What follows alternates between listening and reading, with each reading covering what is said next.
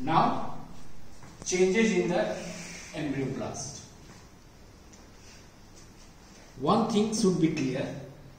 These changes in the embryoblast and the trophoblast taking place together means the trophoblast changes into the two layers and this embryoblast changes to form bilaminar embryonic disc. We have discussed the change in the trophoblast, how it changes into the cytotrophoblast and the syncytotrophoblast. And these two layers participate in the formation of the placenta. Now, changes in the embryoblast.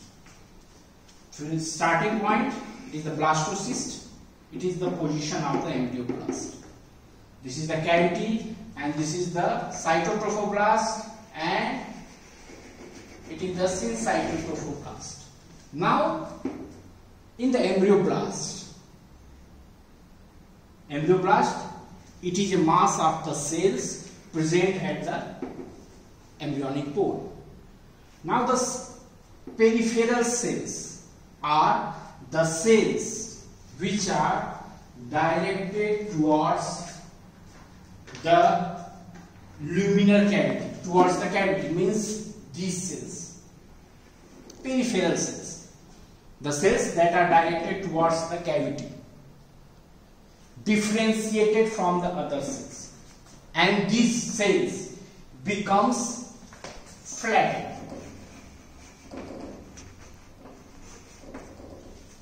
Or it becomes the cuboidal.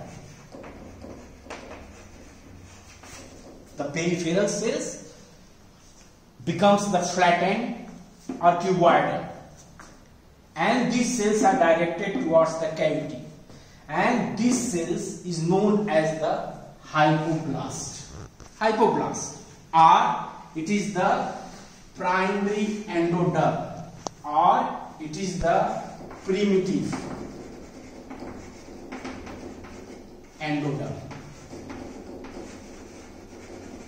So, the first layer formed from this embryoblast is the hypoblast cells.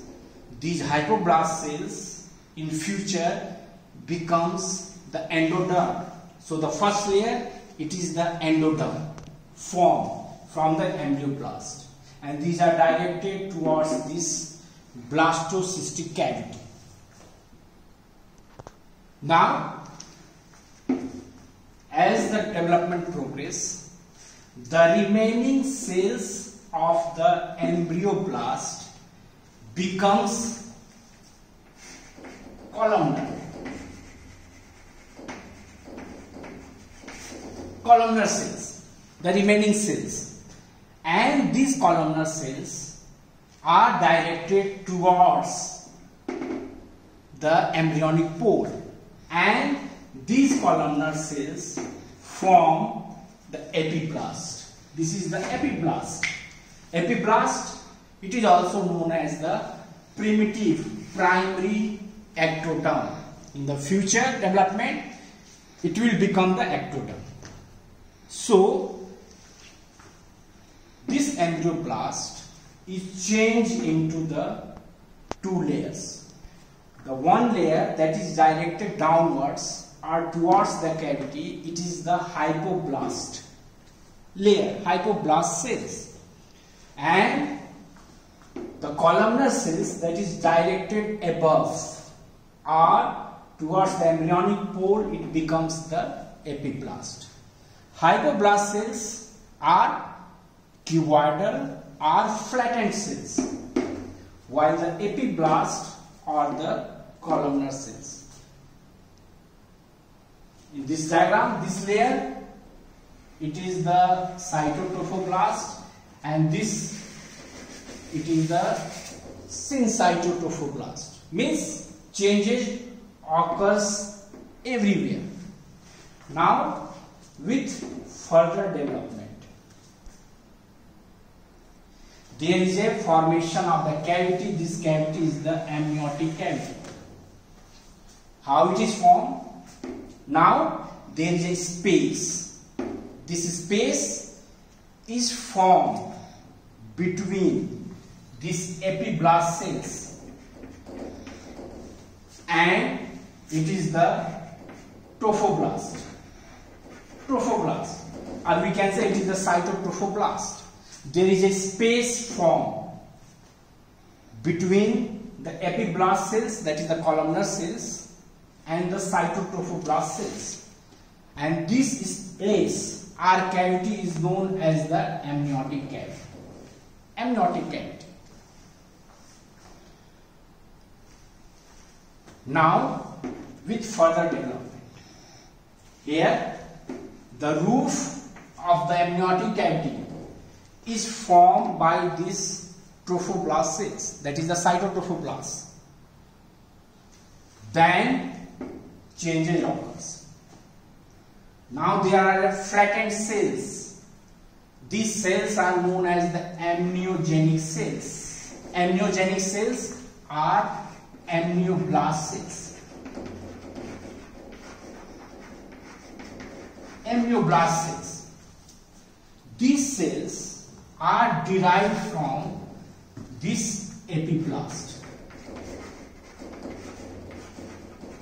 Epiblast cells form these amniogenic or amnioblast cells, and these cells form the roof of this amniotic cavity.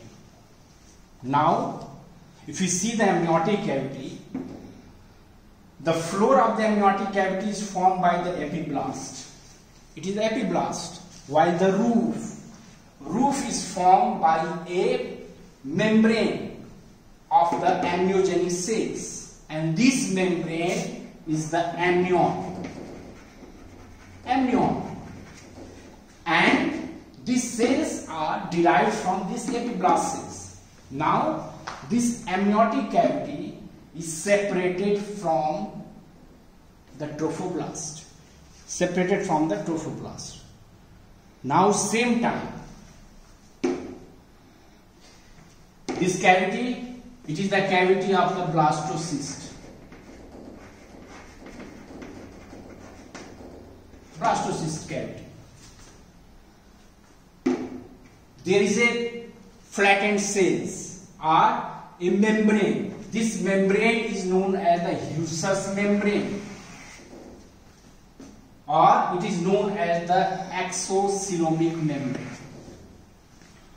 This membrane is formed by the flattened cells, and these cells are derived from these hypoblast cells that form the roof of this blastocyst cavity. This is the cavity, its roof is formed by these flattened cells, hypoblast cells. So, from these hypoblast cells, flattened cells takes origin and they surround this cavity. Or we can say that separates the cytotrophoblast that previously lines this cavity from this cavity. Now, so there is another cavity. This blastocyst cavity changed into the exocoelomic cavity, or it is known as the primary yolk sac. So, changes started from here, change into this. Now, where is the embryo? This embryo is known as the embryonic disc. Embryonic disc. The rounded embryoblast changed into the disc set. It has the two layers. Now, above it is the dorsum. It is the epiblast. Below or ventrally, it is the hypoblast cells. And this is known as the bilaminar embryonic disc. Now this bilaminar embryonic disc is present between the two cavities. One is the amniotic cavity, it is directed above, or dorsally. This amniotic cavity roof is formed by the amniogenic cells derived from these epiblast cells. The floor is formed by these epiblast cells. Now this exocoelomic cavity are the primary yolk sac. Its roof is formed by the hypoblast, while the all side it is covered by this exocoelomic membrane or Husser's membrane.